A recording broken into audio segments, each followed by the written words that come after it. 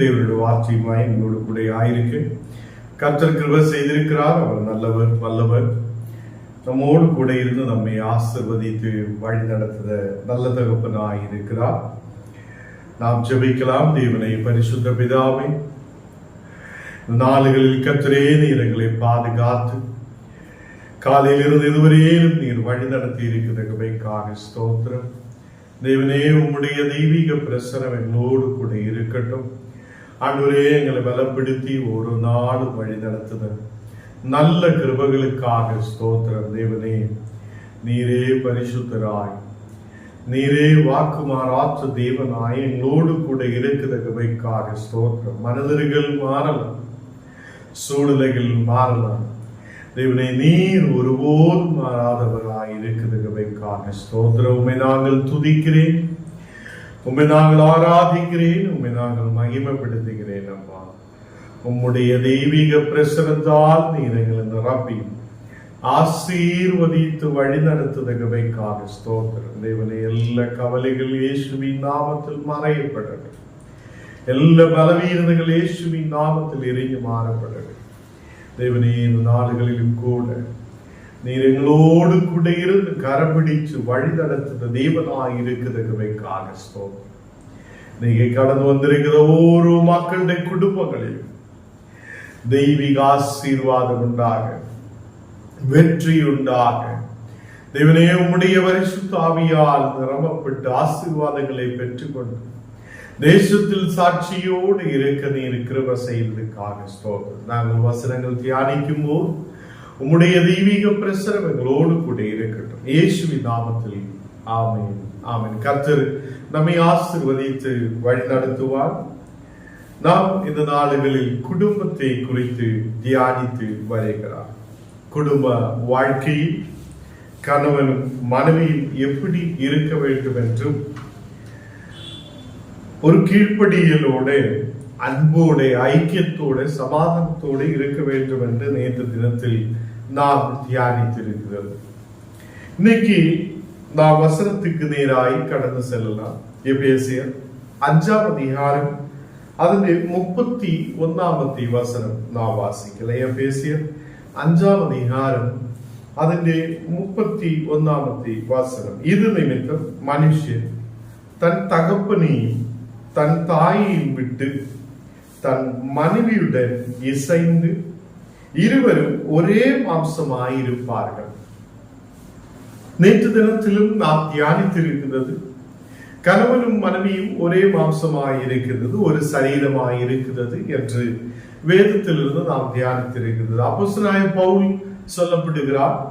அவர் எடுத்தெடுத்து இந்த வார்த்தையை சொல்லப்படுகிறார். நீங்கள் தனிமையாய் தூரமாய் இருக்கிறவங்களாய் அல்ல, நீங்கள் ஒரு சரீரமாய் காணப்படுகிறார். நீங்க இருவராய் இருக்கிறார் என்றால் ஒரே மாம்சத்துக்குரியவர், ஒரே மாம்சமாய் இருக்கிறார் என்று தேவனுடைய வார்த்தை சொல்லப்படுகிறார்.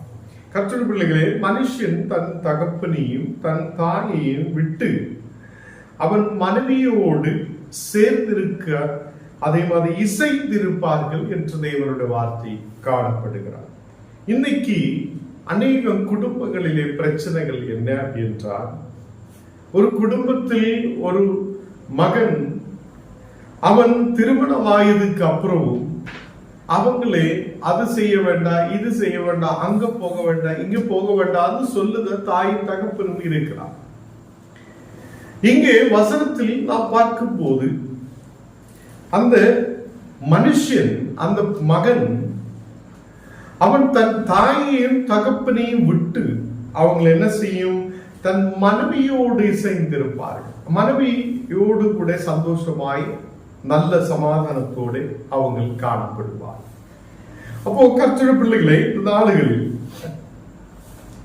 தாயையும் தகப்பனையும் விட்டு என்று சொல்லப்படும் போது என்ன அங்கே காணப்படுகிறார்? அவங்களை பூர்ணமாய் அப்படியே தள்ளி விட்டுட்டு ஓடி விடுகிறார் என்றல்ல. அதுவரைக்கும் தாயும் தகப்பனையும் சொல்லுவது கேட்டு நல்லபடி நடக்கிறான். தாய் தகப்பனுக்கு கீழ்ப்படிந்து அவன் அதுவரைக்கும் முன்னாடி, ஒரு திருமணம் வரைக்கும் அவன் முன்னாடி கடந்து செல்லுத மகனாயிருக்கும். அப்படியே திருமணம் ஆகும் போது அவன் பூர்ணமாக அவன் மனைவியை நேசிக்கிறவனாய் காணப்படும். ஏனென்றால் அவன் தன் மனைவியும் புருஷனும் ஒரே மாம்சத்துக்குரிய ஒரு மாம்சமாய் இருக்கிறார் என்று அவன் புரிந்து தேவனுடைய வார்த்தையின்படி மனைவியோடு இசைந்திருக்கிறவனாய் காணப்படும். அப்போ இங்கே தகப்பனையும் தாயையும் தள்ளிவிடணும் என்று சொல்லப்பட்டது இல்லை. அன்னைய வரைக்கும் இருக்கிற கெட்டுப்பாடிலிருந்து தகப்பனும் தாயும் சொல்லுறது மாதிரி எதிர்த்தாலும் அவங்களோடு கூட கேட்டு அவங்களோடு கூட எல்லாம் விசாரிச்சு போகுத நிலைமைகள் எல்லாம் அன்னைக்கு கொஞ்சம் நிப்பாட்டி அவங்க மனைவியோடு கூட சந்தோஷமாய் இருக்க, மனைவியோடு கூட ஒரு மனதோடு இருக்க, அன்னையிலிருந்து ஒரு திருமண வாழ்க்கையிலிருந்து அங்கே அவங்களுக்கு புது ஒரு ஜீவித வாழ்க்கையிலேக்கு கடந்து செல்லுங்க. இது அநேகம் கிறிஸ்தவ குடும்பங்களில் இன்னைக்கு இப்படிப்பட்ட ஒரு நிலைமை வேதத்தில் சொல்லப்படுகிறார் என்று யாருக்கும் தெரியுது.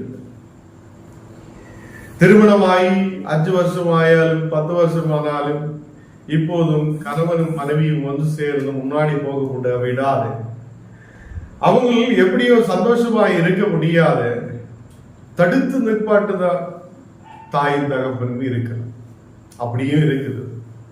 சண்டை பிரிவினை பிரச்சனைகள் உருவாக்குத தாயும் தகப்பனும் இருக்குது. ஏனென்றால் இந்த பிரச்சனைகளுக்கு காரணம் என்ன? தன் மகன் தன்னோடு கூட எப்போது இருக்க வேண்டும் என்றும் தன்னோடு கூட எப்போது கட்டுப்பாடுக்குள்ள இருக்க வேண்டும் என்று நினைக்கும் போதுதான் அங்கே பிரச்சனைகள் உருவாகப்படும். கற்ற பிள்ளைகளை ஒரு குடும்ப வாழ்க்கையில் நாம் பிரவேசிக்கும் போது இங்கே தேவனுடைய வார்த்தை சொல்லப்படுகிறது, மனுஷன் தன் தகப்பனையும் தன் தாயையும் விட்டு தன் மனைவியோடு இசைந்திருக்கும் என்று காணப்படுகிறது. அப்போ எப்போது அம்மா சொல்லுதுதான் கேட்பேன், அப்பா சொல்லுதுதான் கேட்பேன் என்று சொல்லியா நீ திருமணம் பண்ணதுல என்ன அர்த்தம்? அப்போ எப்போதும் நாம் தாயும் தகப்பனும் சொல்லுதுதான் கேட்டுட்டே இருக்கும். கடைசி 80 வயசு வரைக்கும் நான் தாயும் தகப்பனும் சொல்லுதுதான் கேட்கும், மனைவி சொல்லுது கேட்க மாட்டேன்னு சொல்லியா அதுல எந்த அர்த்தமும் இல்லை. அந்த குடும்ப வாழ்க்கையில் திருமண வயதிலிருந்து நீ மனைவியோடு சேர்ந்து இருக்கிறவனாயிருக்கும். ஏனென்றால் நீங்க இருவரும் ஒரு மாம்சமாயிருக்கிறது. அப்ப எது எடுத்தாலும் ஒரு விஷயத்தை நாம் புரிந்து கேட்டு புரிந்து அவங்களுக்குள்ளே நாம் டிஸ்கஸ் பண்ணி அப்படியே முன்னாடி போகும்போதுதான் அந்த குடும்ப வாழ்க்கையை நல்ல நிலையில் முன்னாடி போக முடியும்.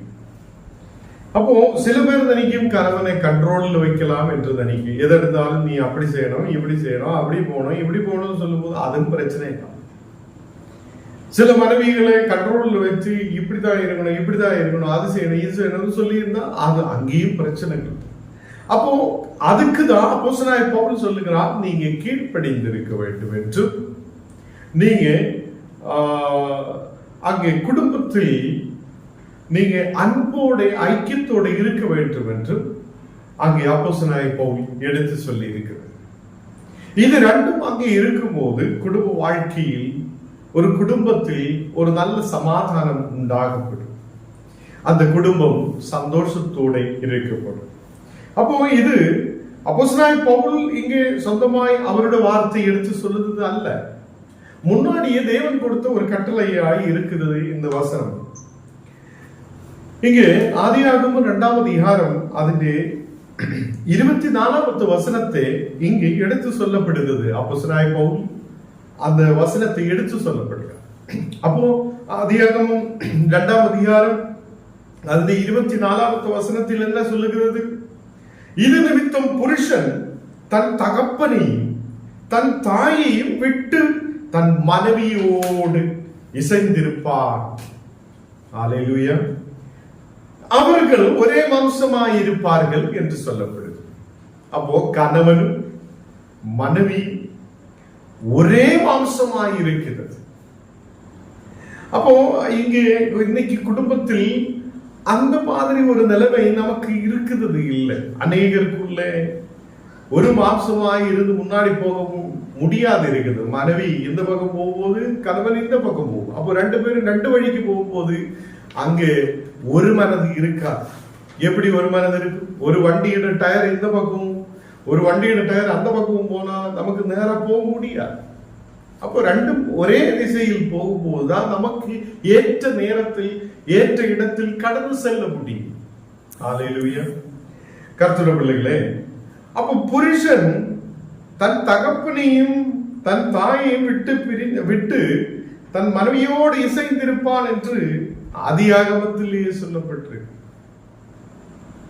அப்போ அந்த வார்த்தை அங்க சொல்லப்படும் போது அப்படியே தகப்பனையும் தாயையும் விட்டு എന്നുള്ള வார்த்தை வரும்போது அன்னே வரைக்கும் இருந்த அந்த ஒரு மனிதன் அன்னே வரைக்கும் இருந்த ஒரு கட்டுப்பாடு இருந்தது. அம்மா அப்பாவில் இருந்து கொஞ்சம் நீங்கி மனைவியோடு அவன் சேர்ந்திருக்க ஆரம்பிக்கிறான். அப்போ அவனுடைய அன்பு தாயும் தகப்பன் மேலும் இருக்கிறது. முன்னாடி போகும்போதும் தாயை தகப்பனை கவனிக்க வேண்டும், அதெல்லாம் தேவனுடைய வார்த்தை இருக்குது. அப்போது தேவன் கொடுத்த அந்த மனைவியுடைய மேல் அன்பு செலுத்தியும் தேவன் நமக்காக அந்த மனிதனுக்காக கொடுக்கப்பட்டிருக்கிற மனைவியின் மேல் சந்தோஷமாயிருக்கும். அந்த மனைவி என்னுடைய மாம்சமாயிருக்கிறார், ஞானும் அவளும் ஒரே மாம்சமாயிருக்கிறார் என்று நாம் நினைக்க வேண்டும். அப்போ அங்கே நான் சொல்லப்பட்ட வார்த்தை உன்னோட எடுத்து சொல்லுகிறார், அவர்கள் ரெண்டு பேரும் ரெண்டாயிருந்தாலும், கணவனும் மனைவி ரெண்டாயிருந்தாலும் திருமணத்துக்கு அப்புறம் அவங்க ஒரே சரீரமாய் இருக்கிறது என்று வேதம் எடுத்து சொல்லப்படுகிறது. இங்கே ஆதியாகமம் 2ஆம் அதிகாரம் அது 23வது வசனம் வாசிக்கும் போது, அப்பொழுது ஆதாம், இவள் என் எலும்பின் எலும்பும் என் மாம்சத்தின் மாம்சமாயிருக்கின், இவள் மனுஷனில் எடுக்கப்பட்டதினால் மனுஷி எண்ணப்படும். அப்போ இங்கே மனுஷனில் இருந்து இவளை எடுக்கப்பட்டதினாலே மனுஷி எண்ணப்படும் என்று ஆதாம் சொல்லுகிறான். அப்போ அன்னைக்கு மனுஷன் வந்து புருஷனுக்கு சொல்லப்பட்டது போல இந்த ஸ்திரீயையும் அவர் மனுஷி என்று சொல்லுகிறார். அப்போ ஆதாம் சொல்லுகிறார், இவள் என் எலும்பில் எலும்பும், நமக்கு தெரியும் எலும்பில் இருந்து எடுக்கப்பட்டிருக்கிறார் என்று நமக்கு தெரியும். என் மாம்சத்தின் மாம்சமாயிருக்கிறேன். அப்போ ஆதாமும் ஈவாளும் முதல் குடும்பமாயிருக்கிறது. அந்த ஆதாமும் ஈவாளும் முதல் குடும்பமாயிருக்கிற மக்கள் அவர் தன் மனைவியை புரிந்து கொள்ளுகிறார். ஞானம் அந்த மனைவியும் ஒரே மாம்சமாயிருக்கிறது என்று புரிந்து கொள்ளுகிறார்.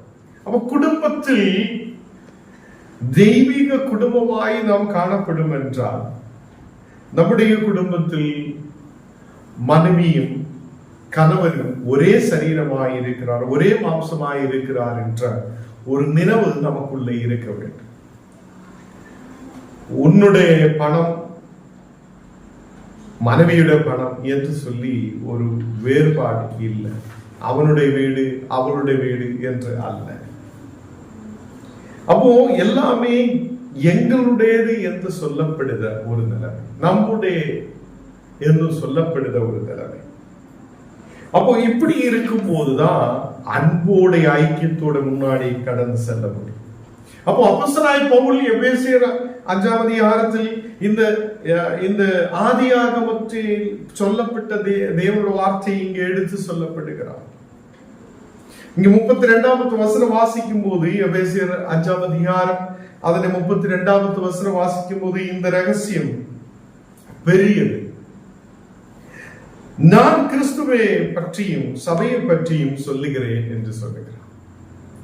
அப்போ நான் கிறிஸ்துவை பற்றியும் சபையை பற்றியும் இங்கே சொல்லப்பட்டிருக்கிறார் என்று அப்போஸ்தலனாகிய பவுல் சொல்லுகிறார். அப்போ அவர் குடும்ப வாழ்க்கையில் கணவனும் மனைவியும் எப்படி முன்னாடி கடந்து செல்லணும் என்று அங்கே எடுத்து சொல்லப்படுகிறது. என்ன கேக்குதா கணவன்மாரே, என்ன கேக்குதா மனைவிகளை, குடும்பத்தில் ஆயிருக்கிற மக்களை, நாம் குடும்பத்தில் ஆயிருக்கும் போது நமக்கு தேவன் கொடுத்திருக்கிற வசனங்கள் இருக்கிறது. நீங்க கணவனும் மனைவியும் ரெண்டாய் இருக்கிறதுக்காக அல்ல, நீங்க ஒரு மனதோடு இருக்கிறதுக்காக தேவன் நம்மை அழைத்திருக்கிறது. ஒரே மனதோடு இருக்கிறதுக்கு மைக்கு கொஞ்சம் மைக்கு மியூட் பண்ணுங்க. தேவன் நம்மை ஒரே குடும்பமாய் இருக்கிறதுக்காக நம்மை அழைத்திருக்கிறது.